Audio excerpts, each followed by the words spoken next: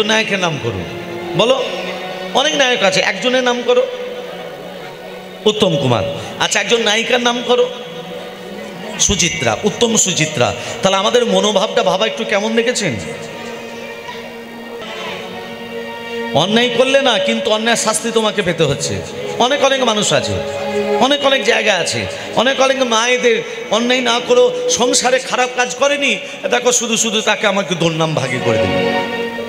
একটা স্টুডেন্ট, ভালো ছাত্র বা ভালো ছাত্রী, সে পড়াশোনা করে, সে খারাপ কাজে লিপ্ত নয়, তাকে সমাজ তাদেরকে খারাপ কাজে লিপ্ত করে দিচ্ছে।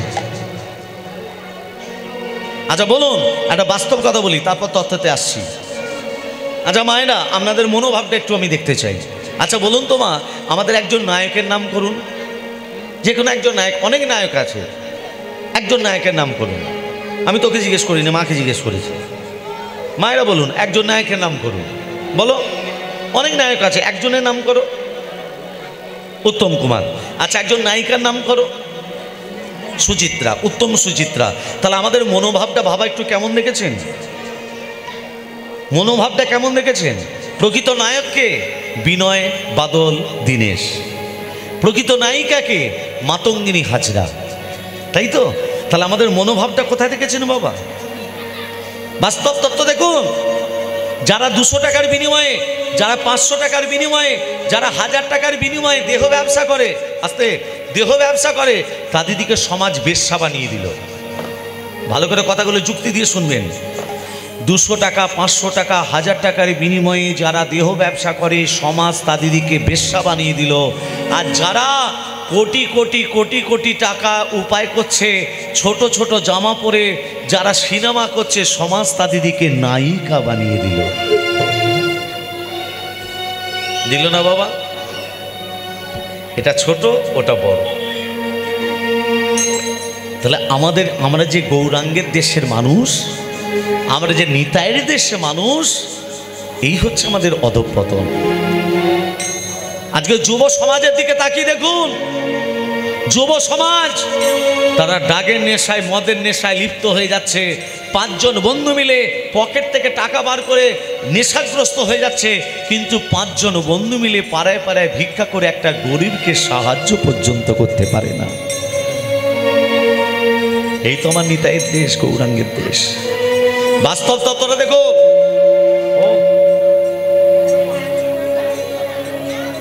বাস্তব তত্ত্বটা হচ্ছে, এক ব্রাহ্মণ কাশীধাম থেকে বিদ্যা অর্জন করে, বিদ্যায় পারদর্শী হয়ে নিজের গ্রামে ফিরে এলো। যখন ব্রাহ্মণ নিজের গ্রামে ফিরে এলো, গ্রামের রাজা ব্রাহ্মণকে নিমন্ত্রণ করলো। ব্রাহ্মণ, আজকে তোমার নিমন্ত্রণ।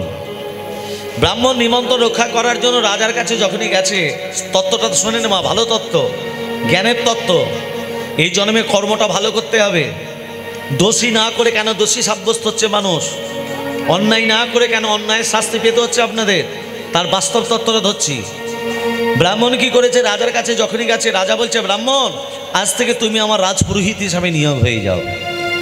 ব্রাহ্মণ তখন বলছে, মহারাজ আমি কারো রাজভৃত্য হতে চাই না, আমি কারো রাজকর্মচারী হতে চাই না।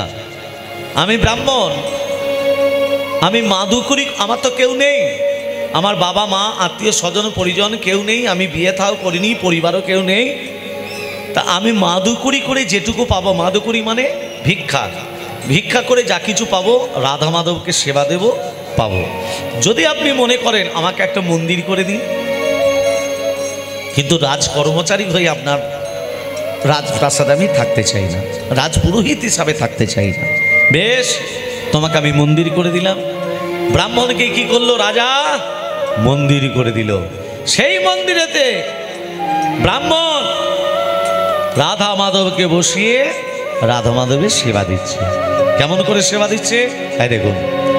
ওং সুরাস্তম বিসঞ্চন্ত ব্রহ্মা বিষ্ণু মহেশ্বর वासुदेव जगन्नाथ तथा संकृष्ण प्रभु बद्री दर्शन दर्श भावम विजयारति आखंडी भगवान जौनित्यस्तदा वरुण पवन शैव धनं तथा शिव वाञ्छन शेषधिक पाल पंचदस्तदा इति लोके देवता पुष्यत कमावति बुद्धि लजबुक्रांति शांति तुष्टि समादरा एतस्मम विसुचंत धर्म कामत सिद्धये ओम सर्वमंगल मंगल्ये शिवे सर्वत स्वाधिके शरे नेत्रमखे गौरी नारायणि नमोस्तुते शिष्टे श्रीदेवी विनाशनं शक्तिभूते सनातनी गुणस्य गुणमय देवी नारायणि नमोस्तुते शरणागत दीनात्र्या परित्राणपरायणे सर्वशास्त्र हरे देवी नारायणि नमोस्तुते गुच्छात गुच्छगप्तितां तांग्यहनस्मत्कितांग जगम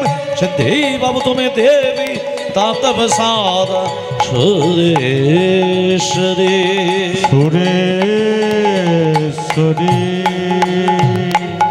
अच्युतम केशवम कृष्ण दामोदरम रामनारायणम जानकी वल्लभम अच्युतम केशवम कृष्ण दामोदरम अच्युतम केशवम कृष्ण दामोदरम रामनारायणम जानकी वल्लभम रामनारायणम जानकी वल्लभम अच्युतम केशवम कृष्ण दामोदरम अच्युतम केशवम कृष्ण दामोदरम रामनारायण जानकी वल्लभ रामनारायण जानकी वल्लभ कहते ही भगवान आते नहीं कौन कहते हैं भगवान आते नहीं तुम मेरा के जैसे बुलाते नहीं तुम मेरा के जैसे भुलाते नहीं कौन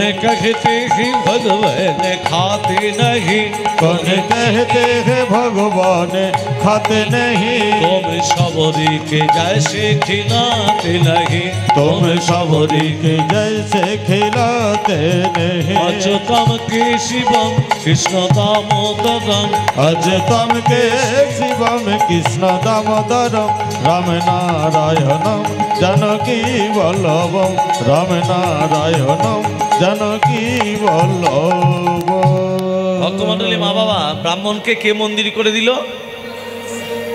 ব্রাহ্মণকে কে মন্দির করে দিল মা রাজা দেখতে দেখতে ব্রাহ্মণ 20 বছর কেটে গেল ব্রাহ্মণ বুড়ো হয়ে গেল বৃদ্ধ এদিকে রাজার ছেলে বড় হয়েছে রাজকুমার রাজকুমার বড় হয়েছে বিয়ে দিতে হবে রাজকুমারের বিয়ে দিয়ে দিল ঘরে রাজনন্দিনী এলো ফুলসজ্জে রাত্রিমা ফুলসজ্জে রাত্রিমা স্বামী স্ত্রী দুজনে পাশাপাশি শুয়ে আছে রাজকুমার রাজনন্দিনী শুয়ে আছে রাজকুমার ঘুমাচ্ছে কিন্তু রাজনন্দিনীর চোখে নিদ্রা নেই কেন নেই নতুন জায়গা নতুন ঘর নতুন বর ঘুম আসবে কি করে হ্যাঁ হঠাৎ দেখতে পেলো খাটের তলা থেকে একটা জ্যোতি বেরিয়ে আসছে না জ্যোতিটা কোত্থেকে আসছে রাজনন্দিনী টানতে টানতে বার করে দেখলো একটা বিশাল বড় তরবারি চকচক করছে তরবারি রাজনন্দিনী ভারী তরবারিটা দেখতে দেখতে দেখতে দেখতে হাত থেকে যেই পড়ে গেল একেবারে রাজকুমারের গলায়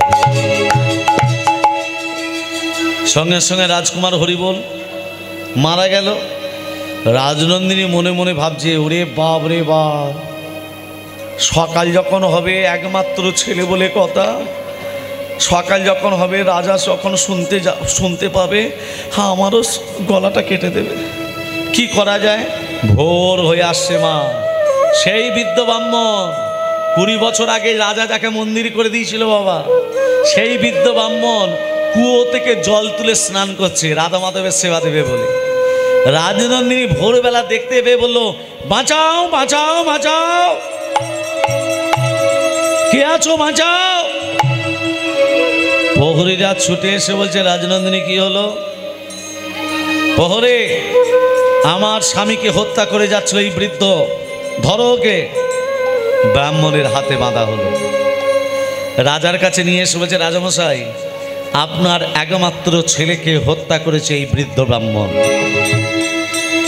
রাজনন্দিনী বলছে মহারাজ স্বামী হত্যার প্রতিশোধ চাই ওই যে বলে না চোরের মায়ের বড় গলা, হত্যা করলো কে, শাস্তি পাচ্ছে কে। এটা কলিযুগে হচ্ছে বাবা, এটা কলিযুগে ঘটছে। তুমি অন্যায় করোনি তো অন্যায়ের বোঝা তোমার মাথায় চাপিয়ে দেওয়া হচ্ছে, পলিটিক্স। রাধে রাধে। কেন? বাস্তব তত্ত্বটা দেখুন কি না, আমি নিজের চোখে দেখেছি আমার স্বামীকে হত্যা করে যাচ্ছে। শোনো, ব্রাহ্মণকে 20 বছর আগে আমি মন্দির করে দিয়েছি, ব্রাহ্মণ আমার সঙ্গে এইভাবে বেইমানি করলো।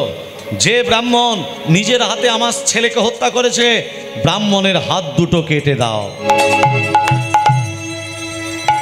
ব্রাহ্মণের হাত দুটো কেটে দিল। ব্রাহ্মণ কাঁদতে কাঁদতে বলছে, ঠাকুর সারা